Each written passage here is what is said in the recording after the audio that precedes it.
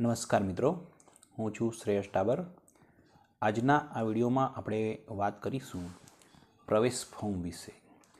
પ્રવેશ ફોર્મ એટલે કે જેને આપણે વાલી સર્ટી પણ કહેતા હોય છે। પ્રાથમિક શાળાઓની અંદર 35 વર્ષ સુધી જે સાચવવાનું રેકર્ડ આવે છે બ વિભાગમાં, એની અંદર આ વાલી સર્ટીનો સમાવેશ છે। અને વાલી સર્ટી એટલે ખૂબ જ મહત્ત્વનું, એટલે કે એનું કાયદાકીય મહત્ત્વ શું છે એ પણ આપણે વાત કરીશું આ વિડીયોની અંદર।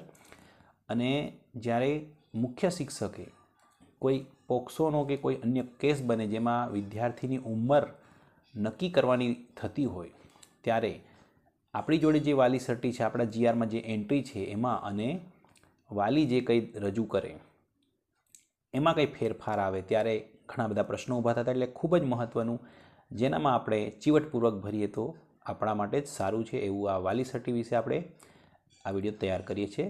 તો સ્ટાર્ટ કરીએ। પ્રવેશ ફોર્મ એમાં સૌથી પહેલાં તો આપણે વય કક્ષા અનુસાર આપણે વાત કરીએ તો 5 વર્ષનું બાળક જ્યારે થાય છે ત્યારે એમને આપણે બાલવાટિકામાં પ્રવેશ આપીએ છીએ। તો તે વખતે વાલી આપણી પાસે આવે છે તો એ વાલી સર્ટી લઈને આવે, અથવા આપણે એમને વાલી સર્ટી આપીએ એટલે પ્રવેશ ફોર્મ આપીએ, એમાં એમની માહિતી ભરે છે। તો એ કઈ રીતે? તો એનું પ્રથમ પગથિયું છે, વાલી સર્ટીમાં જે લખાય તે જ અક્ષરશઃ આપણે આપણા જીઆરમાં લખવાનું થતું હોય છે। એમાં કોઈ પણ પ્રકારનો ફેરફાર આપણે કરવાનો નથી। એટલું બધું મહત્ત્વનું એ વાલી સર્ટી છે, એટલે એને જ આપણે એકદમ વ્યવસ્થિત ભરવું પડે। સર્વે કરેલું જે પત્રક હોય છે, આપણે સર્વે કરાવીએ છીએ તો એમાં જે બાળકની વિગતો નોંધેલી હોય એના ઉપર બધો આધાર રાખ્યા વિના શક્ય તેટલી કુનેહથી મુખ્ય શિક્ષકે બાળકનું નામ, પિતાનું નામ, માતાનું નામ, અટક, જન્મ તારીખ, જન્મસ્થળ એ બધું મેળવવાનું છે। કારણ કે શાળામાં પ્રવેશના સમયે કોઈ વાલી માત્ર બાળકને જ રજૂ કરે, જન્મનો દાખલો કે અન્ય વિગતો ન પણ હોય, ત્યારે આપણે જુદી જુદી ટેકનિક વાપરી અને વાલી સ્લીપ ભરવી જોઈએ। એક જ ઘરના 2 બાળકોની નોંધમાં વિસંગતતા આવવાના પ્રશ્નો આપણે જોઈએ છીએ ત્યારે મુખ્ય શિક્ષક તરીકે આપણે આવડતની કસોટી થતી હોય છે, એટલે આપણે આ બાબત ખૂબ જ ધ્યાને લઈશું। વાલી ફોર્મ પરથી વયપત્રકમાં નામ દાખલ કરતી વખતે તમામ બાબતો એક સરખી જ નોંધાવી જોઈએ। વાલી ફોર્મમાં ભાઈ કે બહેન શબ્દ હોય તો તે પ્રમાણે રમેશભાઈ કે અવની બહેન નોંધીએ। નવા દાખલ થયેલા બાળકની વિગતોમાં ભવિષ્યમાં સુધારો વધારો કરવો બહુ અઘરો બને છે। તે વખતે ટૂંકી સહી કરીને આપણે સુધારો કરીએ તો એ આપણા માટે નુકસાનકારક થાય છે। હવે આપણે એનું કાયદાકીય મહત્ત્વ જોઈએ। વાલી સર્ટીનું શું છે?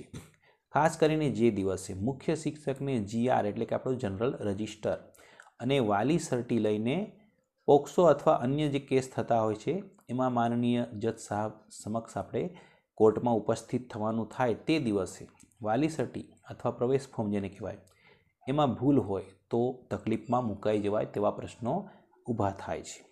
તેથી અત્યંત મહત્ત્વનો દસ્તાવેજ કહી શકાય। તેને ભરવાની પ્રક્રિયા, તેની પ્રવેશ ફાઇલ તૈયાર કરવી એ બધી આપણે વાત આ વિડીયોમાં કરીશું।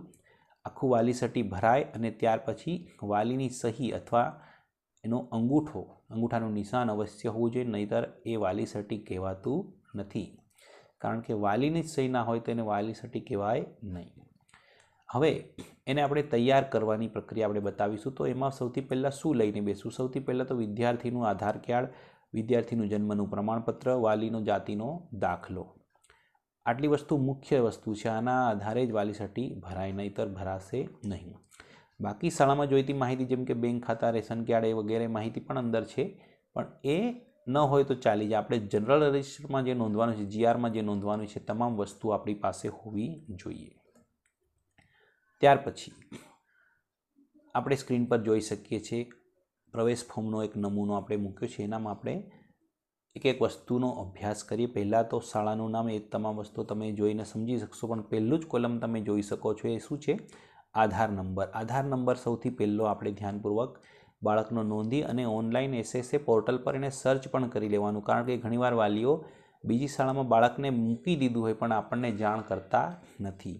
તો આધાર નંબરથી આપણે સર્ચ કરીએ તો એ બાળક જો નોંધાયેલું હોય તો આપણો એને યુનિક આઈડી અને આપણો તૈયાર યુનિક આઈડી આપણને મળી જાય, ને એના ઉપર એ બાળકને આપણે પ્રવેશ આપી શકીએ। જે તે અન્ય શાળામાં હોય ત્યાંથી આપણે કોન્ટેક્ટ કરીને મંગાવી શકીએ, ભાઈ ટ્રાન્સફર કરી આપો। ત્યાર પછી બાળકનું નામ છે, તો એ નામ આપણે જન્મના જે પ્રમાણપત્રમાં જેમ લખ્યું છે, જે જગ્યાએ જન્મ થયો છે તે વિસ્તારના જે કંઈ એમને લાગુ પડતા વિસ્તાર છે, જે તાલુકો છે, જે જિલ્લો છે, ત્યાંથી એક કોર્પોરેશન છે ત્યાંથી એ પ્રમાણપત્ર બન્યું હશે તો એમાં જે રીતે નામ લખ્યું છે એ જ રીતે આપણે અક્ષરશઃ એના પિતાનું નામ હોય, એના અટક હોય, બધું જ આપણે એ જ રીતનું આપણે વાલી સર્ટીમાં નોંધીશું. પિતાનું નામ અને અટક માટે પિતાનું આધાર કાર્ડ કે પિતાનું કોઈ ડોક્યુમેન્ટ આપણે લઈ શકીએ છીએ. હવે નામ લખવાની પદ્ધતિ બદલાઈ છે. પહેલાં આપણે દાખલા તરીકે રમેશભાઈ પહેલાં આવે, પછી એમના પિતાનું મોહનભાઈ અને પછી એમની અટક, એટલે કે જે કંઈ રાઠોડ પરમાર એ રીતે આપણે છેલ્લે લખી શકીએ. તો બાળકનું નામ થઈ ગયું, પિતાનું નામ થઈ ગયું અને માતાનું નામ પણ આપણને જન્મના પ્રમાણપત્રમાંથી મળી જાય છે. ત્યાર પછી જન્મ, જાતિ ને પેટા જ્ઞાતિ એવું છે. તો જાતિ એટલે SC, ST, OBC, જનરલ આ બધી આપણે જાણીએ છીએ અને પેટા જ્ઞાતિ એની અંદર જે તે એમની જ્ઞાતિ હોય તે આપણે લખવાની થાય છે. આ બે વસ્તુ માટે આપણે જન્મનો એમનો જાતિનો દાખલો, જે બાળક દાખલ થવાયું છે એના વાલીનો જાતિનો દાખલો આપણે મંગાવી લેવાનો, જેથી કરીને આપણે એની જાતિ આપણે શેના આધારે લખી, તો આપણે શેમાં જોઈને લખી, તો એમના જાતિના દાખલામાંથી, એના પિતાના જાતિના દાખલામાં જોઈને આપણે લખી છે. ત્યાર પછી જન્મ તારીખ લખવાની છે અને શબ્દોમાં આ જ પ્રમાણે આગળ ચાલતા જીઆરમાં પણ આ નોંધ થતી હશે. જીઆરમાં પણ આ રીતે આપણે પહેલો જનરલ રજિસ્ટર નંબર આવે, ત્યાર પછી એનું નામ આવે, ત્યાર પછી જે કંઈ એનું સરનામું એટલે કે વતનનું સરનામું આવે, જાતિ આવે, ત્યાર પછી વતનનું સરનામું, પછી જન્મ અને પછી ક્યાંથી આવ્યા છે એ વિદ્યાર્થી, એ બધી બાબતો આપણે જનરલ રજિસ્ટરના વિડીયોમાં બતાવી જ છે. પરંતુ અહીંયા કમ્પ્લેટ હશે વાલી સર્ટીમાં તો ત્યાં કમ્પ્લેટ થશે. એટલે પહેલાં આપણે હવે જન્મ સ્થળ લખવાની વાત છે. તો એ જે જન્મનું પ્રમાણપત્ર છે એમાં એ જન્મ સ્થળ લખેલું જ હશે કે એ દાખલો કઈ કોર્પોરેશન એટલે મ્યુનિસિપાલિટી આપ્યો છે, એ કઈ ગ્રામ પંચાયતે આપ્યો છે, એ જન્મ સ્થળ કહેવાય. જનરલ રજિસ્ટરમાં પણ આપણે જન્મ સ્થળ લખવાનું છે, તેમાં આપણે આ વસ્તુ લખવાની, એના આધારે ભવિષ્યમાં બાળકનો જન્મ ક્યાં થયો હતો એ જીઆરમાંથી પણ આપણે સમજી શકીએ. અને ત્યાર પછી વતનનું સરનામું એવું પણ અહીં આગળ આપેલું છે. તો એ પણ વસ્તુ આપણને જન્મના પ્રમાણપત્રમાંથી મળી જાય છે, એમ આપણે લખી શકીએ છીએ. કુટુંબનું સ્થાયી રહેઠાણ ઠેકાણું એમ છે 7 નંબરનું કોલમ, એમાં આપણે જે તે ગામ એમનું વતન હોય તે લખી શકીએ છીએ. માતૃભાષા આપણે લખી શકીએ.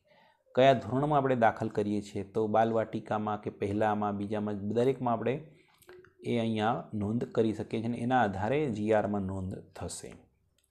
એટલે આટલા જ એક કોલમ છે, ખૂબ મહત્ત્વના હતા. ત્યાર પછીનું જે છે એમાં વાલીનું સરનામું, આધાર નંબર, પિતાનો, વાલીનો વ્યવસાય, આ બધી બાબતો છે. પરંતુ છેલ્લે પ્રમાણપત્ર છે કે આથી હું દાખલો આપું છું કે જે મારા રક્ષણમાં જે બાળક છે એની માહિતી ખરી છે અને એ વાલીની પૂરેપૂરી સહી, વર્ગ શિક્ષકની સહી અને ત્યાર પછી આચાર્ય સહી સિક્કો કરે.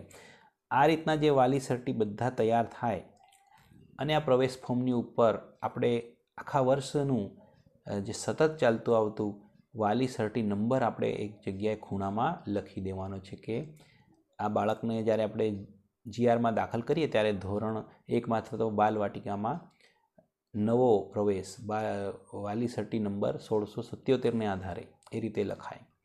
એટલે એ વાલી સર્ટીનો જે પહેલેથી આપણી શાળામાં ચાલતો આવતો નંબર હોય તે આપણે લખી શકીએ છીએ. અને ત્યાર પછી જે જીઆર નંબર પર એને આપ્યું એ જીઆર નંબર અહીંયા ખૂણામાં લખી દો અને જે યુનિક આઈડી આવ્યું એ યુનિક આઈડી પણ આ વાલી સર્ટીમાં આપણે અલગ કલરની બોલપેનથી લખી અને એ રીતે એક પછી એક વાલી સર્ટી ગોઠવી અને આખી ફાઇલ આપણે તૈયાર કરી શકીએ છીએ. આ વિડીયો અહીં પૂર્ણ કરીએ. Thank you very much. આપણે કોઈ પણ પ્રશ્નો હોય આ બાબતે તો તમે કમેન્ટ બોક્સમાં